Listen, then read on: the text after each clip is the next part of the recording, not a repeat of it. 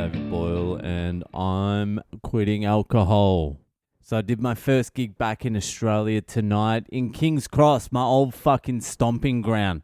They have completely fucking gutted that joint. It's like, I don't even know what it's like anymore. It's fucking disgusting. No junkies anywhere, no hookers anywhere. All the fucking bars are closed.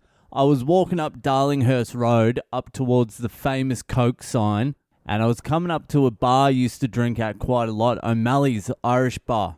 Used to have a few good drinks in that joint, and it's fucking closed down. They just keep ripping out Boyle's old bars. So I walked past O'Malley's, and I'm just fucking pissed off. I'm like, what the fuck have they done to the cross? I'm just lamenting it. I'm like, they fucking ripped out the heart and soul of King's Cross. It's nothing anymore. It's just a gentrified fucking shithole. And then I look down angrily at the footpath, and there's a little plastic fucking bag. A real small little baggie. So I pick it up and I look at it, and what is it? It's about 0.1 of a gram of meth. And I'm like, the flame of the cross still flickers. It's still got a little bit of spirit left in it. It was like the gods of King's Cross were telling me, Boyle, it doesn't matter what they do to us, the spirit will live on. So now I've got 0.1 of a gram of meth that I will never do, probably.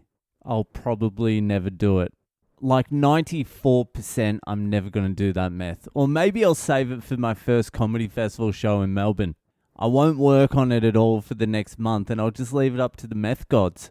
Doing meth would probably be a little bit too much for this podcast, wouldn't it?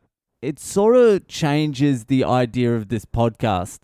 Like, I've done shrooms once, I've done acid once, and I've done MDMA twice in the last 3 years, which is not a lot, but still, it's a sobriety podcast, first and foremost. Is it?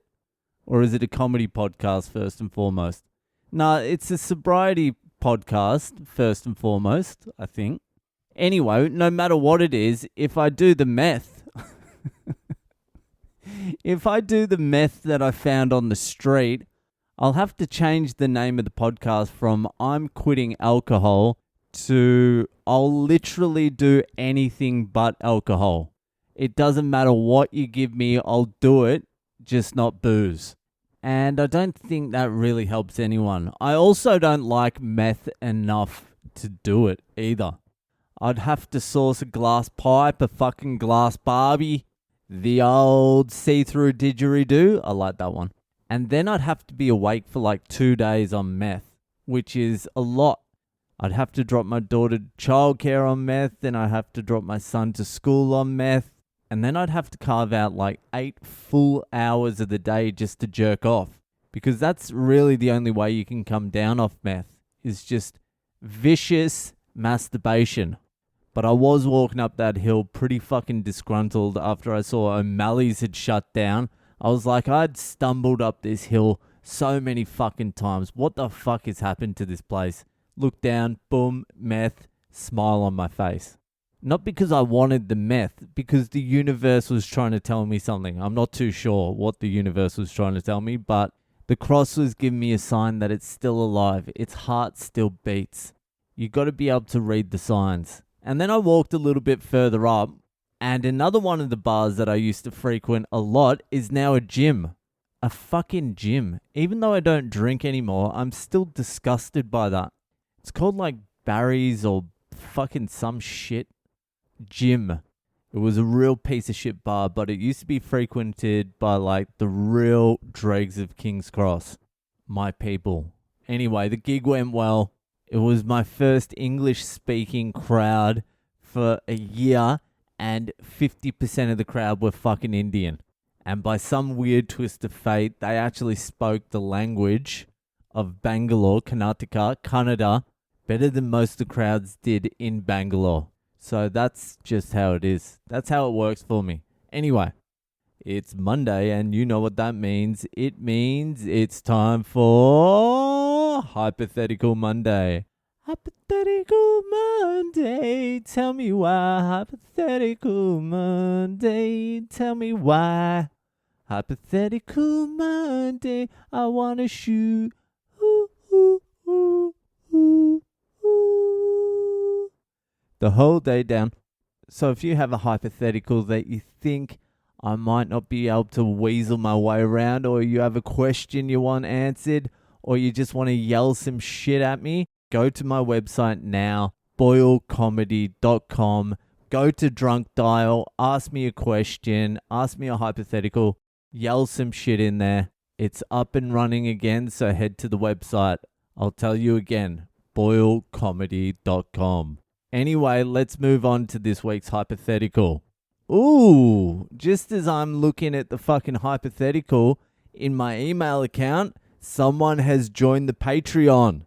Thank you, fucking Danny Kametti, or Kamet, or Kamete, Kamete, for your 55 Swedish kroner a month. Thank you. The rest of you, what are you doing? Join the Patreon. Also, you decliners that aren't fucking fixing your accounts, shame on you. A plague on both your houses, all like 28 of you. Anyway, getting those new Patreon subscribers is like taking meth. And I'll tell you what is like coming down off meth is when you cunts delete your fucking Patreons, you bastards. Anyway. Anyway, let's move on to this week's hypothetical. So here we are. This week's hypothetical comes from fucking Paul Elkington, the big fucking elk, over there in the UK, where I'll be coming in August. So fucking strap in, cunts. The boy owl is going international. So the big elk has thrown this out there. He says this: I've been sober off the booze for coming up to 5 years. Congratulations, my friend. And the impending nuclear Armageddon has got me thinking. If you knew you only had a couple of days left before the world ended in a nuclear fireball, would you end your days drunk, or do you value your sobriety so much that you would take it to the grave? Well, Elko, you have come to the right place. I have often thought about that because I do spend a good portion of every day fantasizing about the end of the world, how it will come about, what will happen, how I'll react to it. No one is more mentally prepared for the end of the world than me, but I have played out that nuke scenario quite often. You get the news, it's all going to end. You have like 10 hours before it's over. Do you run to the bottle shop and just fucking get hammered? And about a year and a half ago, I would have said, yeah, I run out there, I get some fucking gin, and I get fucking lit. But now I don't think I do. I wouldn't. No, I wouldn't. And here's the reasoning behind this. I believe in an afterlife. I believe as soon as you die here, you are put in front of a fucking tribunal of the gods or whoever the fuck is in charge, and they go through your life, and there's a bit of a discussion, like, why did you do this? Why did you do that? And my resume doesn't look very good. I'm trying to build a better resume. I would like to be able to hand over something, just anything, something of note.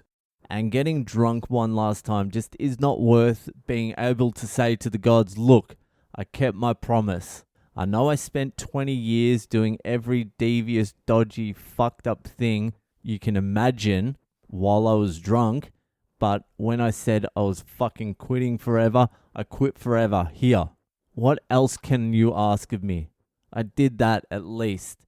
And I think that's a big one because the gods know how much I fucking like to drink. Oh, they know. So to be able to say, fucking, I sacrificed that. The one thing, the only thing that I fucking truly, truly love. And I'm including my kids and my wife and all my family in that as well. The only thing I truly love, I sacrificed for the other things I kind of love.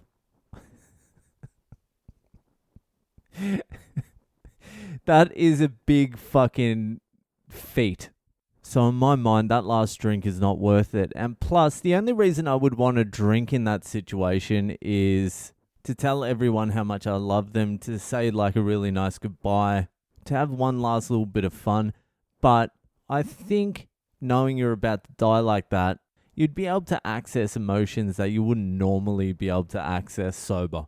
And another thing is, I like the clarity of being sober now. I don't like the fucking idea of going back to fucking that crazy, cloudy, alcohol fucking induced fucking fog. It doesn't excite me at all. So there's the answer. I wouldn't even drink if I knew I was going to die. I wouldn't go out with a bang.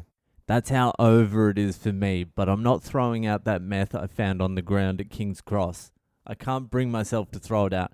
That will be on the top shelf of my cupboard for quite some time while I decide what I'm going to do with it. So there's the answer. I wouldn't get drunk, but I might do some street meth. Anyway, Elk, thanks for the fucking hypothetical. That'll do for tonight. If you're enjoying the podcast, share it around, and I'll see you the fuck later.